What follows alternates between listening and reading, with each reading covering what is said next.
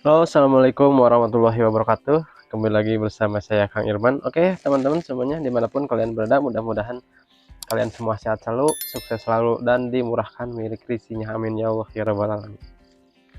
Oke, maaf banget ya sebelumnya saya beberapa minggu belum sempat bikin video lagi. Ya, baru kali ini ya. Mohon maaf sebesar-besarnya. Oke, jadi di video kali ini saya akan menjelaskan ataupun tentang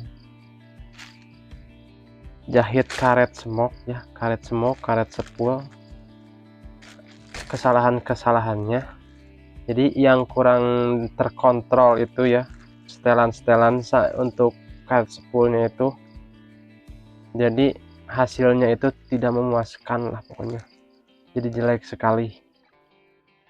Oke, jadi intinya untuk jahit karet semok itu utamakan jangan sampai kendor di benang jahitnya. Kalau misalkan benang jahit kendor, jadi dia nanti pas ditarik begitu itu agak merosot pas ditarik begitu. Karet semok seperti ini ya, seperti ini. Dia kalau misalkan kendor dari benang jahitnya, kurang kencang dari sininya, benang atas benang jahitnya, ini kalau dia ketarik itu si bajunya kalau misalkan dipakai pas masukin ke badan otomatis kan terbuka gitu, merar, otomatis isi karet semoknya itu merosot dari sambungan pinggirnya, dari sininya, dari sini pasti merosot.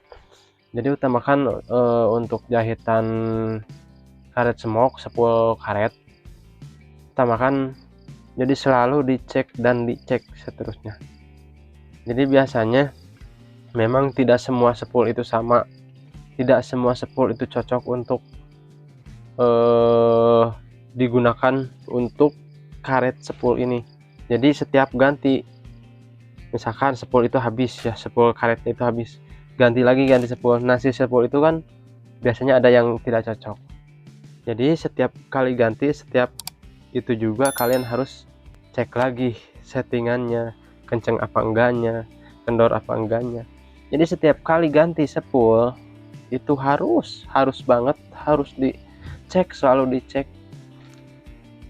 Jadi kalian kalau misalkan menghiraukan itu, pastilah ada aja yang kendor karetnya. Jadi karet sepul yang kendor,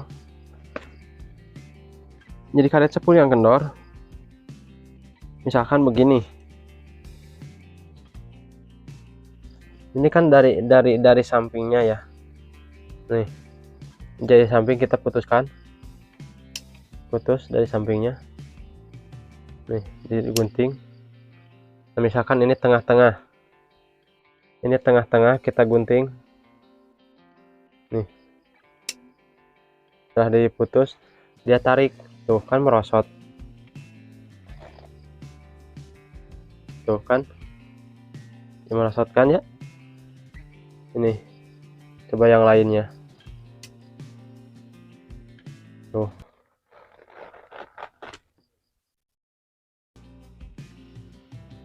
gitu. Ini fatal sekali ya kalau misalkan kalian tidak selalu mengontrol settingannya. Ini akan selalu merosot kalau misalkan orang memakai baju ini. Jadi kalau misalkan dimasukin ke badan, otomatis kan ini si badannya ini kan meral ya, badan bajunya ini meral. Dia dari sininya pasti akan merosot, dari sininya, dari sampingnya, jahitan sampingnya. Nih, lepas aja dari sini tuh.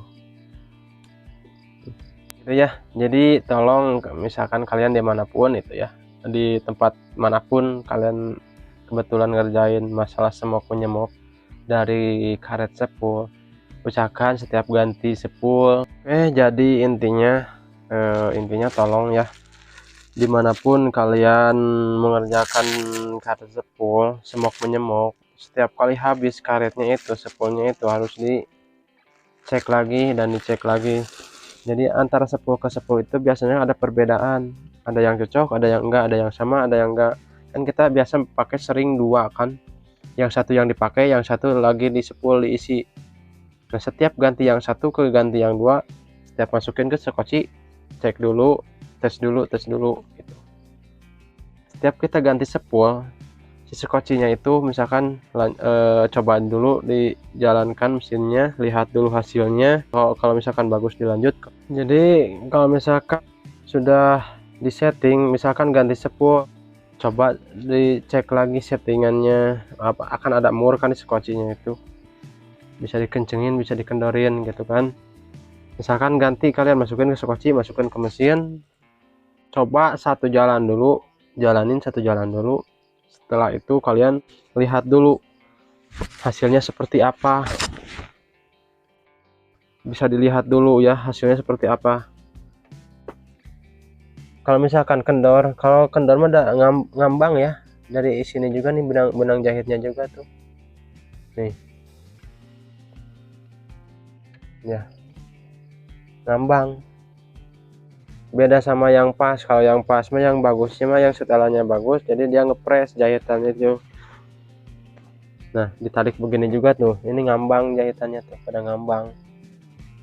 Saya rekomendasikan kepada teman-teman semua, jikalau kalian mengganti spool jahit, utamakan dicek dulu, dilihat dulu hasilnya. Kalau misalkan kurang kencang, bisa dikencangin dulu dari mur skocinya. Misalkan kendor gitu ya, kalau misalkan terlalu kencang bisa dikendorin dulu dari baut skocinya gitu kan. Jadi biar selamat lah ya, jadi kerja itu biar hasilnya banyak tapi tidak membongkar akibat kesalahan kita.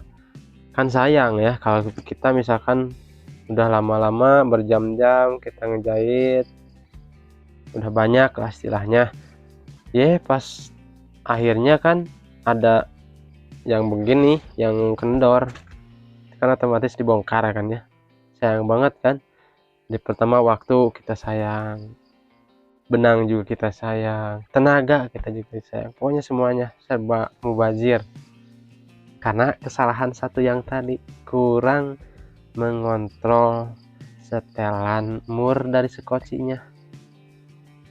Oke, jadi ini mudah-mudahan bermanfaat.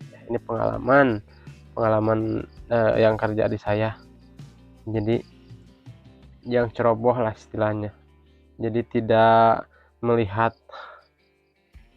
hasil satu, jadi tidak dilihat dulu, jadi udah ganti spool langsung jalan-jalan aja tanpa dilihat hasilnya gimana, bagus apa enggaknya gitu, jadi enggak dilihat.